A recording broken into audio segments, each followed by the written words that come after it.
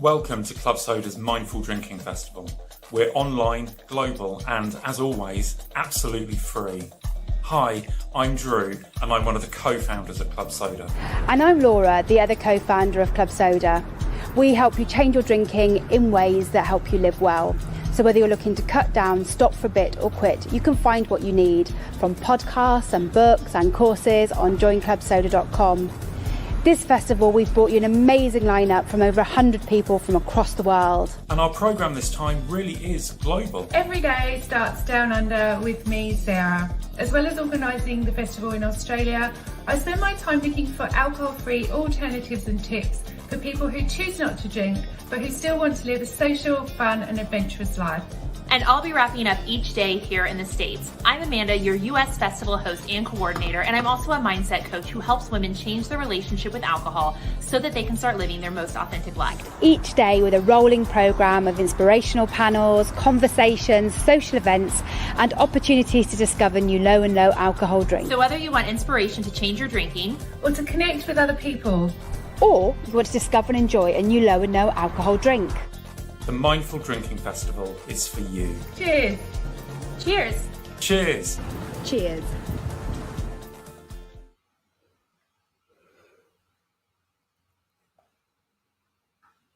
Welcome everybody to this session on creating inclusive sober spaces. I had to have my headphones off. I've got so sick of watching that video of me. It's mad, and I'm regretting that we ever made it now. But anyway, we have a session here that I think is a really important part of the of building sober communities, and I'll come back to the reason for that in a moment. But first of all, I wanted to introduce to you our guests. First of all, we've got Dougal Patmore, who comes to tons of sober social events. Oh, I'm just feeding back slightly. That's weird. Anyway, some amazing, who comes to a lot of the sober social events that are being run around the country and comes to ours as well. And between you and me, was also the person who did all the audio on recording our audio book, which I was very pleased about. The second guest. Oh, I've got some feedback from somebody. I'm going to just mute everybody slightly. I don't quite know how, but we'll work out that in a minute. I'm just going to meet you slightly while I introduce you. Then we've got Saf Buxy, who's an alcohol practitioner for CGL, which is one of the drug and alcohol charities that provide services at a local level across the country, but is also an addiction therapist himself. We have Dr. Emily Nicholls, who's an alcohol researcher and senior lecturer in sociology at University of Portsmouth, whose work on identity around changing drinking habits has been really fascinating and helped guide the work that we do. And then we have Scott from Pearson from Proud and Sober, who you would have seen doing a session for their queer breakfast yesterday morning. They're here to talk about issues around diversity in our sober social spaces. So let me just talk to you a bit about why I feel this is important. Obviously, you would not have missed the fact that the Black Lives Matter protests have come up in recent weeks, which, really shines a light on the fact that we are not an equal society, and there are many internal biases that we have that shape the things that we do. And we all have a role and responsibility to be good allies. But it doesn't stop at Black Lives Matter. It's really important. But we also know that through our work with Queers Without Beers and with Scott, that there are issues around access and thought and design in services for people LGBT community, people from disability community, and also issues also around class and also other levels of people's identity about where they are in their drinking habits, all the way through to, for example, we go to great lengths to make sure that people who might feel anxious feel comfortable coming to our events. So I thought we would explore the issue in generality today, not placing one thing as more important than the other, but to see if we could begin to tease out some threads of a direction that we might want to go in to build as inclusive sober communities as possible, and what more that we can do. And so I thought a really good place to start would be to talk to Dougal. Now, Dougal, why are you here? Well, I suppose I'm here because I am disabled. To cut a long story short, I have a nerve condition that basically means I have an insensitivity to pain. And because of that, I've done some pretty serious damage to the joints in my legs. Basically, I've walked on injuries that I didn't know I had, and have really mucked up the joints of my leg in quite a serious way. Now, if because of that, I can still walk a bit, I can still hobble around a bit, but when I'm out and about day to day, I primarily use a wheelchair, as that tends to make my life a lot easier. And although I have an insensitivity to pain, I still feel pain. So it makes my life a lot less painful, and basically I can get around a lot more than without it. But obviously that gives me a sort of slightly different perspective on the world around us, I suppose. And you've come to a lot of events, and of course none of us own our own venue. We end up using other people's venues, and the world is actually not incredibly accessible, is it? No, I think one of the things that's like any experience, if you haven't had that experience, it's very difficult to understand or comprehend how that can be, and that applies to me as much as for anyone else. So as a wheelchair user, the kind of day-to-day experiences of, every pavement I go down is a challenge. I have to constantly think about the surface, the angle of the pavement, where the crossing is, all this kind of stuff. And that applies to venues as well. Getting around a pub or a restaurant, the chairs, the tables, the width of the corridor, the width of a door, how you open a door, how you close a door, are all extra things, extra complications that you have to think about and take into account, and provide an extra challenge for someone running an event or managing a venue.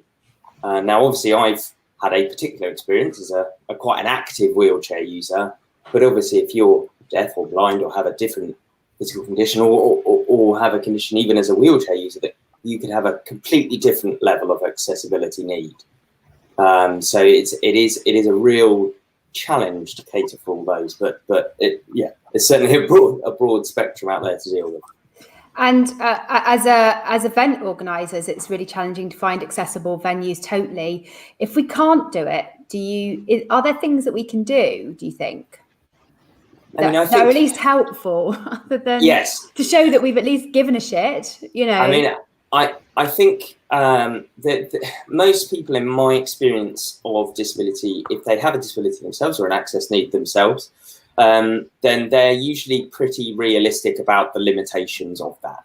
So, for example, as a wheelchair user, I understand that, they're probably not going to be able to put a lift in, an Elizabethan manor house, for example. That's probably not going to happen. So I accept that. That's fine. I don't expect them to be able to, adapt to every single space. And I think most people are pretty realistic. I think the most important thing as an event organizer is, and I kind of use this advice in general because I do get asked this question on a semi-regular basis, is basically to ask and listen. As I say, if you haven't had that experience, you're probably not going to have an understanding, and actually very small things can make a very big difference. So the best policy, in my opinion, is that if you know someone who's coming to one of your events, say has an accessibility need, ask them what information they want and listen to that. And it may well be that you need to take some photos or do some measurements, or go and ask the venue some questions, find out whether there's someone at the venue who deals with this and what they've done in the past to mitigate or to enable access for people. But yeah, the sort of key fundamental thing is to ask and listen and to understand that every person and every access need can be different, and even really small things. Asking a venue, say, for example, if they have a ramp, that's very useful, but not all ramps are made equal, let's put it that way. And I've turned up to places where, they have a ramp, but then you have to pull a door open, or it's a ramp that's like that and is somewhat deafy. So I would say, if you have an opportunity to find out what their needs are, and then either put them in contact with the venue, or go to the venue yourself and maybe take some pictures, take some measurements, but again, ask them what they need to know and then action that. That's the sort of guiding principle. Do you tell people you have a need before you come? And how can we encourage people to let us know so that we can make changes? Because I think that's the other issue, isn't it? Which is, if people feel uncomfortable about sharing that, they might just absent themselves to begin with. There needs to be some positive signals that come that say, you know, if you have a need, then please feel free to share that with us. Yeah, I mean, I know I've certainly in the past felt more uncomfortable about expressing that, and it's been one of my sort of journeys that I've been on, you know, partly after getting sober, and also partly just sort of as an adult, is learning to be more forthwith with that information and making my needs known. And now I have a pretty good handle on, pretty good understanding of what I can and can't do and what works and what doesn't. So quite often, if I know I'm going somewhere, I'll check it out myself, because I know what I need to ask and I understand what will work and what won't work for me. And I think a lot of people are quite good independently of understanding what their needs are. But yeah, I mean, I know we've had conversation when I'm into an event where you've asked me if I've needed anything or whatever, and sometimes I say no, I'm fine, and I'll check it out myself, or otherwise I might ask. But yeah, it is a tricky one.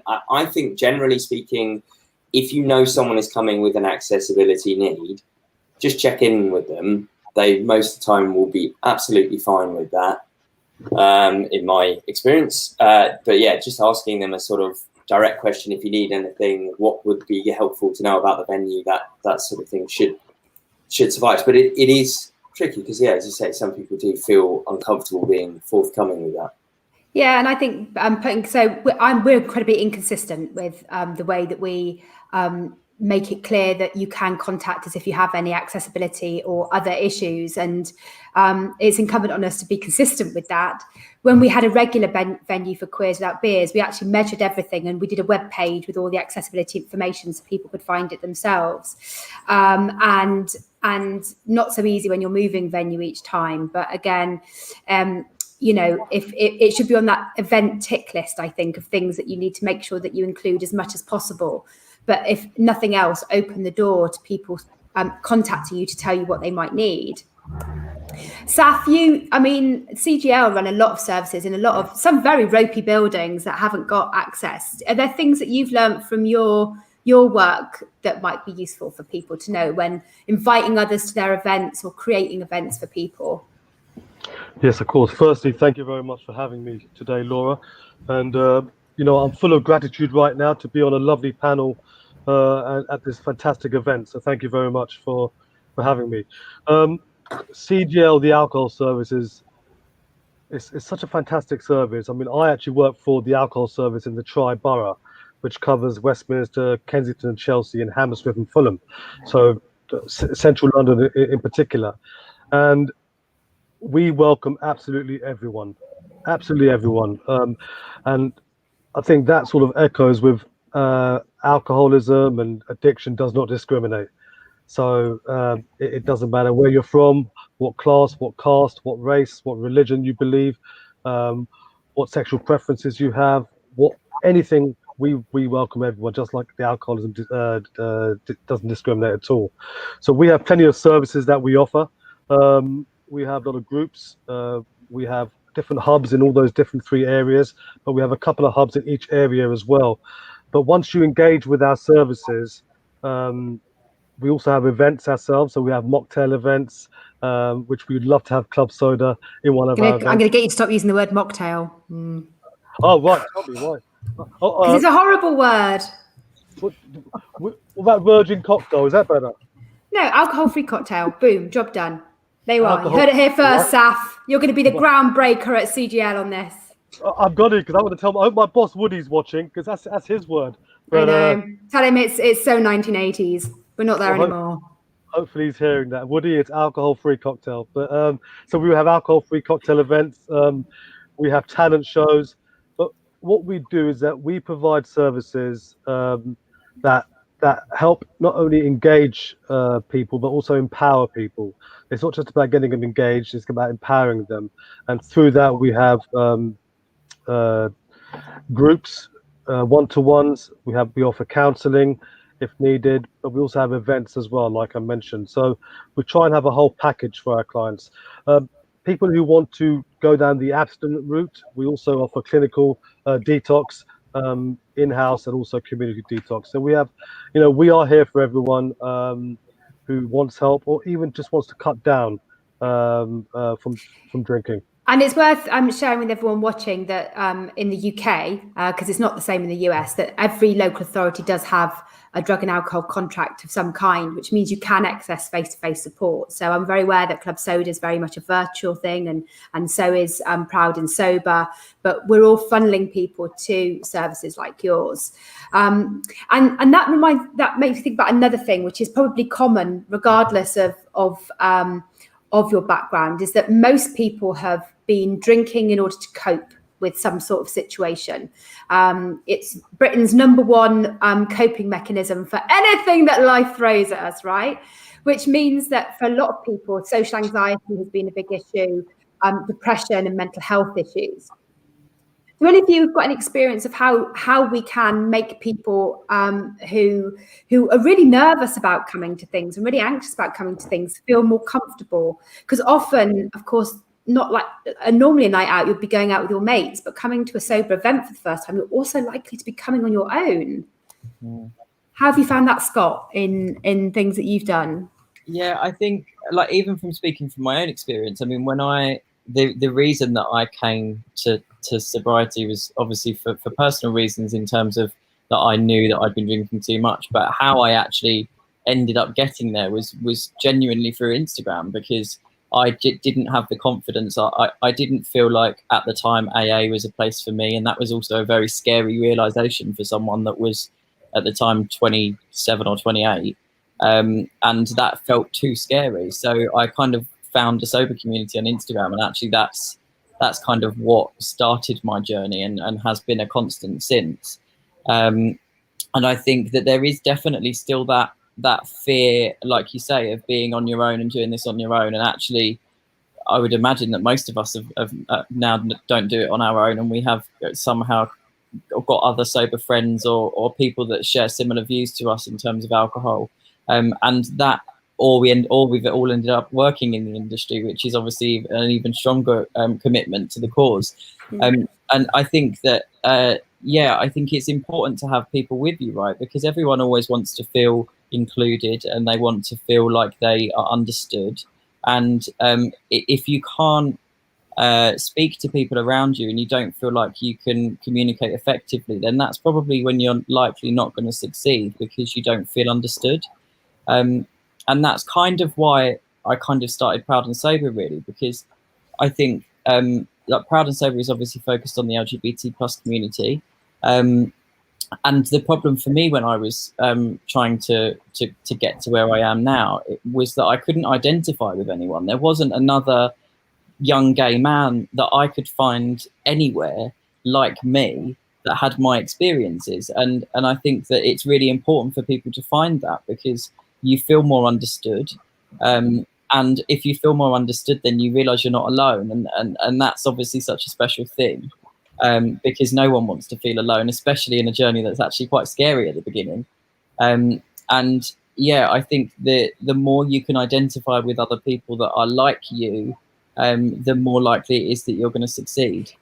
And actually, that's really important, because I always said at the start of Club Soda that who you get sober with is just as important as who you went to the pub with. You need to be able to feel some sort of bond. And I'm really clear about the limits of Club Soda, because we attract people to us that are like the people that start the organisations, for a start. So, white, middle class, liberal woman. So that's generally the main demographic of Club Soda, along with a big smattering of queers, because we're a queer-run company, right? So, shocker, that's the shape of our organisation. And it's not that we don't welcome other people, but we do look like a big sea of white middle-class faces when people come in. And that's important to those people that come in, because they feel like they're a community like them. And so, Emily, you've done some work on this, because I often feel that some people come in and they just don't feel comfortable. Do we need lots of different places for people to send people to, or are there ways that we can still make the spaces that we have that are more inclusive, even though they may attract particular people to us? Yeah, I mean, I think the answer, slightly cop-out answer perhaps, is probably a bit of both. It's thinking about how we can make the existing spaces that we have more inclusive, but then also thinking about times and spaces when it's appropriate to say, actually, there needs to be a space outside of what might be the kind of mainstream non-drinking spaces. But yeah, I just wanted to echo what Scott said really as well. Certainly in my research, I spoke to women who had got sober in the last 6 to 12 months, and pretty much the main kind of uniting factor, or one of the really important factors in their experience, was community. They talked about finding your sober tribe. So finding the people around you who could support you and help you in your sobriety. So I guess one thing to think about, one thing that came through a bit in my research was around age as well. So some of my younger participants, like Scott, were really big on Instagram and finding, accounts and spaces on Instagram that they could use. Whereas for my older women, a Facebook community felt much more appropriate. They felt much more comfortable being involved in that kind of space. So, even just things like that, thinking about what kind of technology different generations use, for example, might help to shape the kinds of spaces that we make available. Another interesting thing about my research is that I spoke to predominantly white and heterosexual women, which again might say something interesting about the spaces that I recruited through. So I recruited through a Facebook group. So yeah, I think there definitely is more thinking through to be done about how we make those spaces more inclusive and more accessible for people. Certainly as a fellow white liberal woman, middle class woman, when I discovered that this kind of sober community, it really, really spoke to me, but I'm quite conscious that it doesn't speak to everyone, and that also a lot of the women that I speak to in my research are again tend to be from white and straight backgrounds. I think there's two issues there, really, isn't there? There's one is, how do you make everyone feel welcome in your community when they come to you? And so that's one thing, so that you don't discriminate and you don't exclude. But equally understanding that people might need to also find communities that are a bit more like them, that can support them in very specific ways. I often speak to, and you might come across this, Saf, as well, I often speak to, there's some regular people I speak to in the Sikh community who say, you should really do something for the hidden drinking in the Sikh community. And I say, what I need to do is to support you to find a way to support people in the Sikh community, because I am not a Sikh man, and I'm never going to be able to understand that experience. I would certainly want to make sure that Club Soda was a kind and welcoming place if they decided that this was a useful place for them, and dealing with discrimination within our community and stuff like that is really important. But I also need to work out where I might send somebody to if they need to be able to speak to somebody who is a role model for them. And I guess that there's still a big shortage of those role models. I mean, you've come through as quite new, Scott, that there's not been huge amounts in this space for LGBTQ community. I don't know anybody who's Instagramming who describes themselves as having a disability, Dougal. You might know some more people. And again, so how do we begin to reach out and learn from each other? Sorry, Dougal, please. I was just going to say, thank you, Saf. I was just going to say, I haven't actually found anyone, Laura. You have to do it, aren't you now? Yeah, volunteers. That was the dawning realization I had. But I mean, I may well have, missed something along the way. But in advance of kind of doing this panel, I sort of, because although I have a disability, I hadn't generally speaking, my sobriety is certainly linked to my mental health, which is certainly linked to my disability.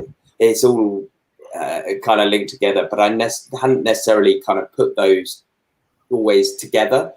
They sort of in some ways felt like separate, and it's kind of been a realization as I've gone through this that no, one is linked to the other, which is linked to the other. But I mean, from looking online, as say in advance of this panel, there was almost nothing. There was very little. Certainly in the UK, there was a few articles I found about the US and addiction and disability in the US, particularly around chronic pain.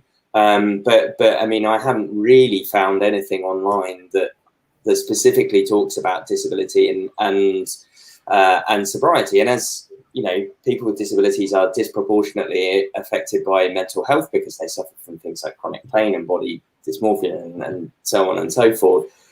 And there is definitely problems with substance abuse and alcohol in those communities. It seems strange that there's not really, that I could see. I mean, let's say I might well have missed something. I don't suppose my research was that exhaustive, so exhaustive, but it doesn't seem to be a huge amount of material out there for people that, as Scott describes, that speak to people who may be in those kind of places.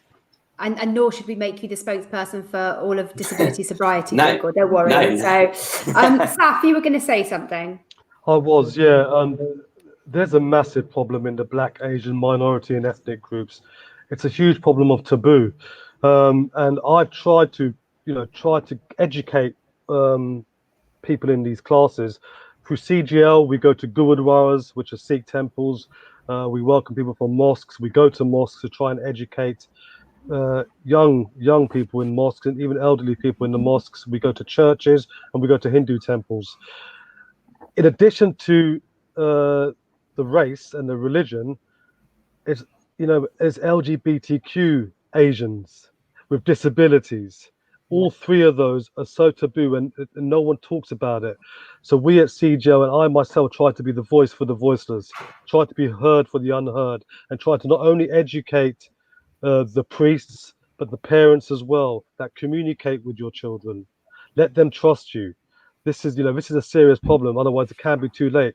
Just with alcoholism and addiction, it doesn't matter. It doesn't discriminate, like I keep on saying. And if it is not addressed, you'll either die, you'll go to jail, you'll be in a mental asylum, or you'll be homeless and lose everything. This is not a joke, guys. And that's what we try to educate these people and try and make them think forwardly. Unfortunately, in many Asian cultures, which is what I can talk from, it's all hush hush. People just don't say anything. So I'm slowly coming on platforms like yourselves and Asian TV, but through CGL, we try to go into these groups and try and educate and try and welcome them, try and show them what we can offer them. And that is the thing, which is that, you don't know once somebody's come through the door of your online community, for example, or posted for the first time on Instagram, the difference in their journey to get to that point that may make this far more harder a task than those of us who may be on Instagram all the time. I say those of us, I'm not really on there all the time. But anyway, those of us who are comfortable with social media and talking publicly about our lives. And I guess, that comes back down to seeing role models that are like you is actually a really important part of changing your drinking, right? Mm-hmm. Yeah, absolutely. And to sort of switch to my own personal experience for a little bit, yeah, absolutely. Like Scott, I sort of dabbled with AA, and I just didn't feel that it was a space that kind of felt comfortable for me or where I felt represented or included. And then as soon as I found things like Club Soda and other kind of online blogs and websites and communities, I felt very much that I was suddenly part of something, and it became much easier for me to speak out about my sobriety and be open about it. And I think that was certainly something that my participants would echo, was once they started to find that sense of community. And I think the point Saf makes about the BME community is really important as well. And with my kind of academic head on, one of the problems we have is that we're not doing research with these communities either. So a lot of the research that we do around drinking, addiction and alcohol is with white communities. So I think in academia, we're also perpetuating the problem, and these voices continue to be invisible because we are not doing this kind of differentiated research that takes what we might call an intersectional approach. So looking at how different aspects of people's identity fit together. So, what does it mean to be a Black disabled lesbian who wants to stop drinking? What does it mean to be, a working class white woman who wants to stop drinking? So I think we've been as guilty in our research as well as excluding some of those voices and not thinking about how all these different facets and angles of our identity fit together and shape our own individual journeys. And a really interesting question has come up, and it's a really important one, which is, surely if sobriety is the common theme, everybody should support each other. Does that happen? Scott, have you got some thoughts on this? I think yes. I mean, obviously, on a basic level, that's a commonality, right? So yeah. I mean, you can relate in terms of as far as your stories are similar, I would say. So for the parts of my story that match someone else's part of their story, then yeah, absolutely. And the experiences of being sober will likely be quite similar, i.e. when I go to my first wedding sober, or do I drink non-alcoholic drinks? Those things are easily relatable, right? But the story that got you to the problem or to the point that you needed help, those things are going to be very different. And I wouldn't be able to relate to someone who has had a completely different story to me. There may be some similar factors, yeah, but it's always easier for us to identify with someone that's had a similar experience to us. And so I think that's where I know, for example, for me, a lot of I believe that the reason I ended up with an unhealthy relationship with alcohol was due to shame linked to my sexuality, and that is only something that someone that's been through my experience will ever be able to identify with. However, that being said, what I do find really interesting, and it's something that I think a lot about, is it's quite interesting because the common theme that seems to run through all of the minority groups is this kind of shame that's attached, or the bullying, or the feeling different, or feeling other. And it's that when you're pushed to that feeling of the other that essentially then I have noticed seems to be leading people towards an addiction of some kind. It may not even be alcohol, it could be sex, it could be drugs, it could be gambling. And I think that there's definitely kind of the shame and the trauma and how those things mix together. That's the bit where there's the commonality, but how it manifests itself and when, and the stepping stones to get you to that point, I think, yeah, you do need other people that have had the same experience. And a really good example of that is there's a core of parents of children with special needs in our community who definitely need some extra and different attention, because they're often caring for large parts of the day and have very little time to themselves. Our parents have little time as it is, and I'm also aware that, you know, as Club Soda, we've got very few parents in the team. It's a diversity issue for us. But those parents of children with special needs, I just struggle to even be able to understand their lived experience in that way. So, you know, it's I need to be able to reach out and ask them what it is that they need, and which is what we were doing a lot more of, in order to make them feel welcome, or see if there's somewhere that I can pin them into some other network that might be able to help. Yeah, it's what was I had a great thought in my head and it's now completely gone. I mean, there will be issues. I mean, Saf, you might know a bit more about this. You know, after, you know, the Black Lives Matter stuff has really brought up to the fact that we're in a society that, you know, is full of very small microaggressions around race. That means that's affected people's mental health hugely, and people's own self-identity and self-worth. Do you find that comes through, and how do you think we can be better allies in supporting people who might come into the sober community from different ethnic minorities? Well, of course. I mean, I'm a strong believer that humanity is at its best when we work as a collective, when we work in communion with each other. I think that's what we should do. We should all work as one. I know it's easier said than done, but we should all work as one. We all are like-minded people, people who are in addiction. And yeah, in my experience, it's just slightly going off subject what you asked, but in my experience, 100% of the clients that I've worked with, whether it's been in the prison service or whether it's been in the community with CGL, have suffered some kind of trauma, have suffered some kind of abuse. It doesn't mean that everyone who suffered trauma and abuse becomes an addict, no, but people I've worked with have. And it's something which has made me believe that alcohol addiction is not the problem, it's a solution to get through what they've suffered. So what we have to do is encourage all minority groups and all groups that there is another way out. There is a way out, there is another solution that you can use to get through this addiction. So in terms of getting more involved with the Black, Asian, minority and ethnic groups, it's literally just reaching out to them and saying that everything that you say to us is confidential, because obviously it's so taboo. I think it's important that we stress that it's confidential. Two, that we are here to help you. And I think if we can educate the families and the people around there and the people who they look up to and try and make them understand, it'll be easier for them to make the whole group understand. So I think it's to get through to the hierarchies of these groups. So the religious hierarchies, the the education, the academic hierarchies of, in Islam in particular, they go to madrasas, which madrasas is where they learn Arabic. Maybe speak to these people and say, look, man, this is a serious problem. Just because you pray 5 times a day, or just because someone goes to church or someone, it doesn't mean they're not going to get affected by addiction. It will discriminate. It does not discriminate, as I keep on saying. It can affect anyone. So I'm hearing a really strong theme here that started with Dougal and has gone through, which is first of all about being aware that all sorts of people with different experiences may come into your service or to your events or to your community, and beginning to think about how you express your community, how you ask questions so that you can understand. I mean, Dougal, you said that very strongly. Just ask and people will tell you, but also listening to those answers, right? So listen to those and incorporate them into what you do. So I've already admitted that we are inconsistent in our disability access information, and we definitely need to improve that when we start doing real world again. But I can tell you, we definitely resisted taking certain spaces in the Truman Brewery for the festival because they weren't disabled accessible, and so we refused to have them. But we need to go a bit further.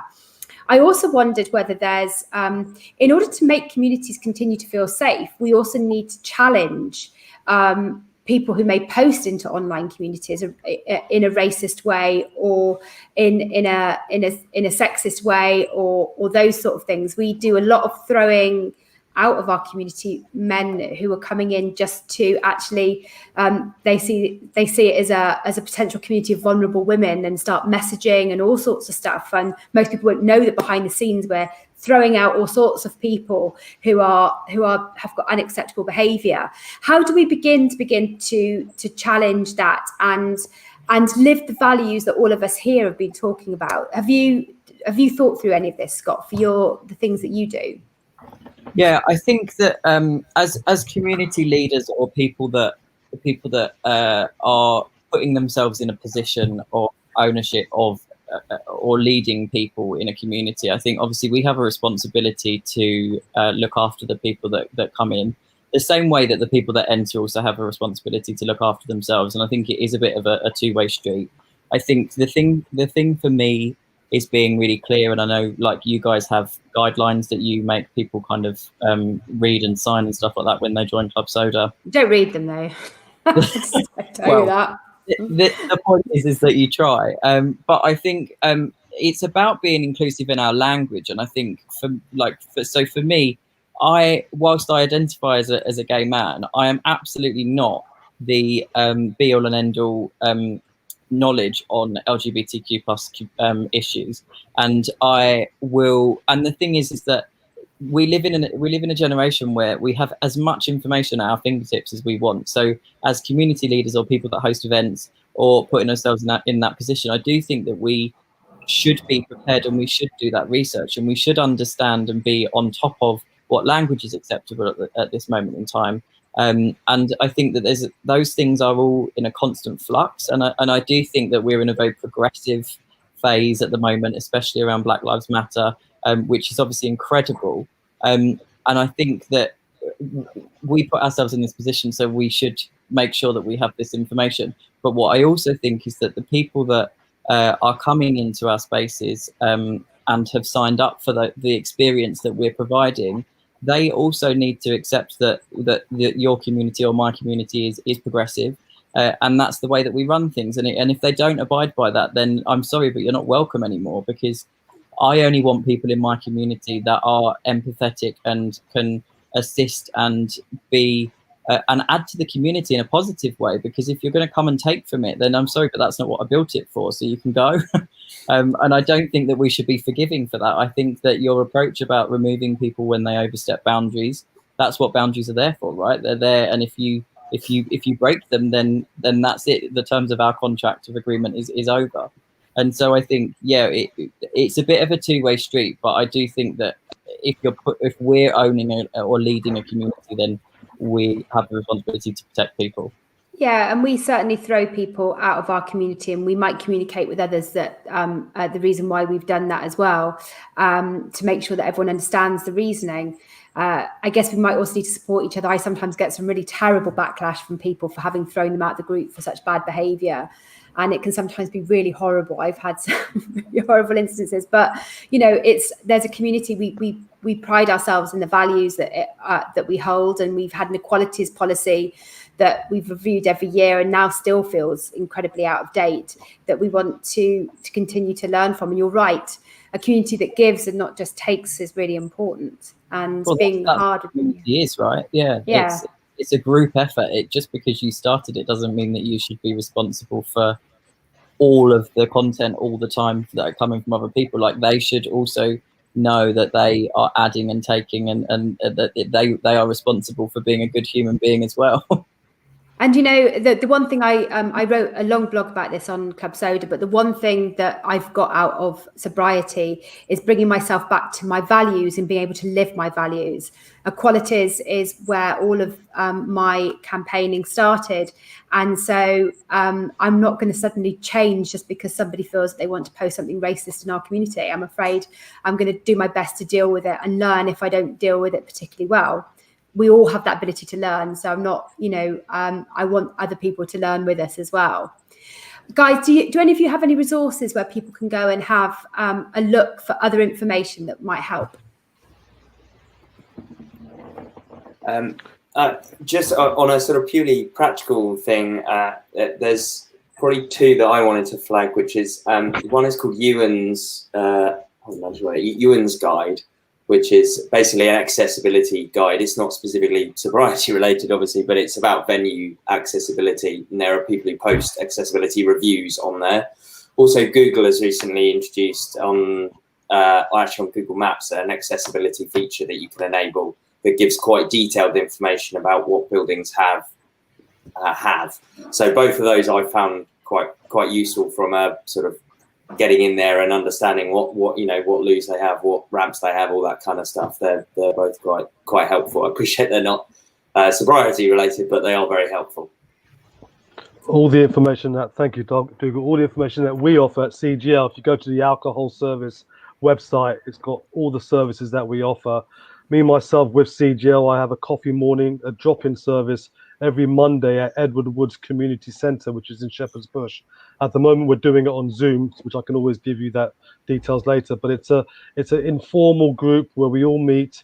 It's quite relaxed as well. We have breakfast together. We have group work. We have art therapy, holistic therapies, drama therapy. And this is welcome for everyone. We also have a smart recovery group that is attached to our coffee mornings. But we have coffee mornings 4 days in the week. My one's on a Monday, but we have on a Tuesday afternoon, even though it's called coffee morning, is at the Stowe Centre on the Harrow Road. You can't call it a morning if it's in the afternoon, Saf. I know. Draw the line at that. You know what? We're gonna blame Woody for that one as well. I think there's a really useful point there, Saf, which is that all of the drug and alcohol services, I can't remember what. So you've got Turning Point and what was Add Action, which is now called We Are With You or something like that. Whatever the contract was in the local area, you may not be able to provide the support to somebody who might have some other specific needs around their identity, but it's quite possible the local service does. It doesn't take a lot to Google that and to work that out for yourself. If you've got somebody who you want to support, then do take some time to do that. There's also good resources on alcohol change as well. So, Emily, are we going to be reading academic papers? Oh, well, I mean, I thought I'd go a little bit less dry and a little bit more, not that my work or, other academic work is dry, of course. I would say the Temper is quite good. So the temper.com, it's an online kind of magazine and resource around recovery and sobriety, but they have quite a lot of different contributing writers, and identity seems to be a really strong focus that threads through a lot of what's on there. So there's quite a lot of stuff about, getting sober as a queer, non-binary Latina, for example. So I think go and have a look on the Temper, and you can search in that little search bar and put in, for example, disability, and find specific articles that relate to that topic. And then linking back to what you just said about alcohol change, they've got quite a good page. I think if you just go on Alcohol Change's website and search for resources by and for people of colour, there's quite a lot of good links on there. Again, thinking about the whiteness of some of our recovery spaces. So that's quite a useful counterpoint to that, I would say. Yeah, and we've worked really hard to make sure that we've expressed a lot of diversity across the programme for this, and again, we continue to want to hear from people who've got their stories to share. Scott? I think that it's because, as Emily said earlier, actually, we don't really ever report on LGBTQ plus specific alcohol and drug in kind of academic papers, but there is some good research that's been done with Stonewall, so there's some reports on there, slightly out of date, a couple of years, but that still gives a good feeling of numbers and stuff about the extent of the problem that we're talking about in our community. Outside of that, I think there's a great charity called Outlife that I do some work with that focus around health and well-being for LGBTQ plus people, and then obviously my website, www.proudandsober.com. Cool. And also you can come to Queers Without Beers, and we're sort of working out how we're going to, Scott's working with us on helping us make that into a charity, but we also work with London Friend and LGBT Foundation in Manchester, who offer specific services. So don't ever assume that you can help everybody, but there are other people out there who can, and connection and collaboration is a big part of that. I want this to be a discussion that we continue for anyone who's organising or talking or leading in this space. And so can I really thank the panel for your time today? We could have spoken for ages on this, but I think it's a really important topic. And so thank you very much, everybody. Thank you. Thank you. Thank you.